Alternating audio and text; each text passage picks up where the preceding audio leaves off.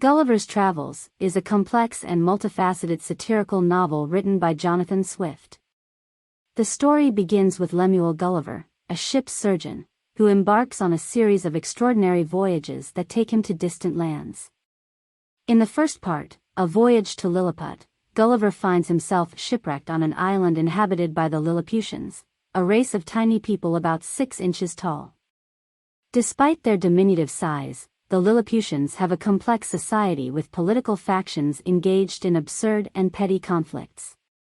Swift uses this scenario to satirize the political and social climate of his time, with the Lilliputians representing the political figures of 18th century England.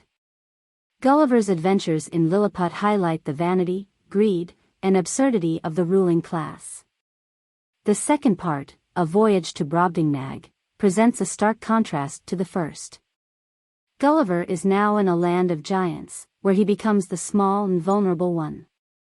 The Brobdingnagians, who are about 70 feet tall, initially treat Gulliver with kindness, but their rational and intellectual nature exposes the flaws of humanity on a grand scale.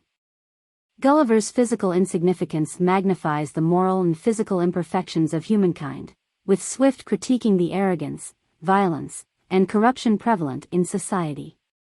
In the third part, A Voyage to Laputa, Balnabarbi, Lugnag, Glubdubdrib, and Japan, Gulliver visits several locations. The focus of this section is Laputa, a floating island inhabited by absent-minded intellectuals obsessed with theoretical knowledge and impractical scientific pursuits. Swift uses this portrayal to satirize the Royal Society and the prevalent scientific community of his time. The inhabitants of Laputa are detached from reality, exemplifying the dangers of intellectualism without practical application. Through Gulliver's experiences, Swift criticizes the disconnect between theoretical knowledge and the needs of the world. The fourth and final part, A Voyage to the Country of the Houyhnhnms, is perhaps the most biting and critical of all. Gulliver arrives in a land governed by Houyhnhnms, intelligent and rational horses who embody reason, virtue, and harmony. However, Gulliver soon discovers that another species, the Yahoos, humanoid creatures resembling humans, coexist with the Houyhnhnms. The Yahoos represent the savage and base instincts of humanity, exposing the depravity and flaws inherent in human nature.